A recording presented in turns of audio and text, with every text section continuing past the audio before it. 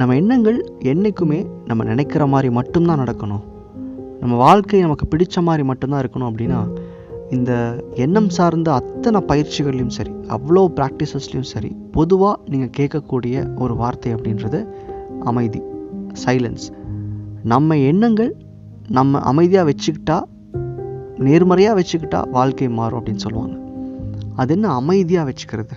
எதையும் பேசாமல் எதையும் யோசிக்காமல் இருக்க முடியுமா அப்படின்னா, அமைதின்றது நம்ம வாழ்க்கைக்கு இன்றைக்கி என்ன தேவையோ அதை மட்டும் சிந்திக்கிறது கூட ஒரு வகையான அமைதி தான். அப்போது இந்த சைலன்ஸ் என்ன பண்ணும்? ஏன் நம்ம நல்ல எண்ணங்கள் உருவாக்குறதுல அதிக முனைப்பு காட்டக்கூடாது? ஏன் அமைதியாக இருக்கணும்? ஏன் நிறைய எண்ணங்களை உள்ளே வராமல் பார்த்துக்க சொல்கிறாங்க? ஏன் மெடிடேஷனில் எண்ணங்களை ஓர்நிலைப்படுத்த சொல்கிறாங்க? ஏன் நிறைய தியான பயிற்சிகளில் உங்கள் எண்ணங்களுக்குள்ளே எதுவும் வராமல் பார்த்துக்கோங்கன்னு ஏன் சொல்கிறாங்க? ஏன் விபாசனா, ஏன் இந்த மாதிரி ஒவ்வொரு பயிற்சிகள்லையும் எங்கேயோ ஒரு இடத்துல நம்ம எண்ணங்களை அமைதியாக வச்சுக்கிறதுக்கு ஒரு சின்ன பயிற்சி கொடுக்குறாங்க? இதுக்கு எல்லாத்துக்கும் ஒரே ஒரு காரணம், நம்ம சிந்தனைகளுக்குள்ள நம்ம வாழ்க்கைக்கு தேவையான விஷயங்களை புகுத்தணும் அப்படின்னா உள்ளே இருக்கிற கழிவுகள் வெளியே போகணும். அப்போ அந்த கழிவுகள் வெளியே போகணும்னா இன்னும் நீங்கள் அதிக கழிவுகளை உள்ளே சேர்த்தாமல் இருக்கணும். அமைதி நிலைக்கு நம்ம போக முயற்சி பண்ணும்போது என்ன ஆகும்? நம்ம தேவையில்லாத எண்ணங்களை உள்ளே அனுமதிக்க மாட்டோம். அப்போது இதை ரொம்ப சுலபமாக புரிஞ்சுக்கிறதுக்கு, இப்போ ஒரு மெஷின் ஓட மாட்டேங்குது, ஏதோ ஒரு பிரச்சனை, அதை சரி பண்ணணும். அப்போது அந்த மெஷினை ஓடிக்கிட்டு இருக்கும்போது போய் அந்த மெக்கானிக் அந்த மெஷினை ரிப்பேர் பண்ணுவாரா? கண்டிப்பாக கிடையாது.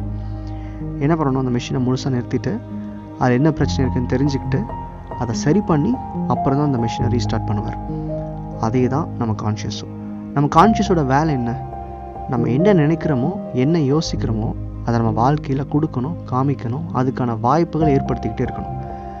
இப்போ நமக்கு ஒரு தேவை இருக்குது, ஒரு எண்ணம் இருக்குது, 6-7 மாதங்களாக நான் முயற்சி செய்கிறேன், என்னால் அதை கொண்டு வரவே முடியல, என்னால் வாழ்க்கையில் மேனிஃபெஸ்ட் பண்ண முடியலன்னு சொல்கிறீங்கன்னா, உங்கள் கான்ஷியஸ் அதோட நிலைக்கு தேவையான வேலையை ஒழுங்காக செய்ய மாட்டேங்கன்னு அர்த்தம். சரியா?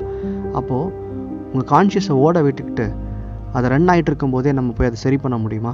முடியாது. ஸோ இந்த இடத்துல தான் மீடியாவிலேருந்து டீடாக்ஸ் பண்ணுங்கள், உங்களுடைய ஃப்ரெண்ட்ஸ் சர்க்கிள்லேருந்து டீடாக்ஸ் பண்ணுங்கள், உங்களுக்கு தேவையில்லாத எண்ணங்கள் வராமல் பார்த்துக்கோங்க.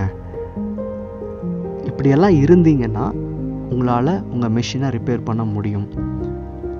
அந்த இடத்துல நீங்கள் நன்றி எழுதும்போதோ, அஃபர்மேஷன் கேட்கும்போதோ, இல்லை நீங்கள் ஏதாவது ஒரு தியான பயிற்சி செய்யும்போதோ உங்கள் வாழ்க்கைக்கு தேவையான நியாயமான விஷயங்களை உங்களால் உணர முடியும், பார்க்க முடியும். ஆள் மனதை சரிப்படுத்துறதுக்கு மட்டும்தான் அந்த சைலன்ஸ். இந்த அமைதியை நீங்கள் புரிஞ்சுக்கிட்டீங்க, இது ஏன் கொண்டு வரணும்னு புரிஞ்சுக்கிட்டீங்க அப்படின்னா உங்கள் வாழ்க்கையை மாற்றுறதுக்கு ரொம்ப நாளாக ஆகாது.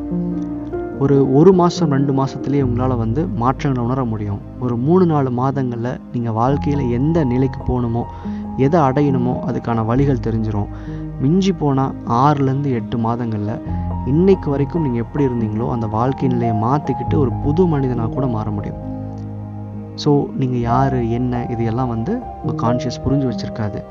நீங்கள் என்ன ஃப்ரேம் ஒர்க்கை உங்கள் கான்ஷியஸ்குள்ளே கொடுக்குறீங்களோ அதை சரியாக பண்ணால் போதும். அதுக்கு இந்த அமைதியான நிலை ரொம்ப ரொம்ப அவசியம். அமைதின்றது நம்ம வெறும் மௌன விரதம் இருக்கிறது மட்டும் கிடையாது. வாழ்க்கைக்கு தேவையில்லாத விஷயங்களை உள்ள அனுமதிக்காமல் இருக்கிறதே ஒரு பெரிய அமைதி தான். நன்றி.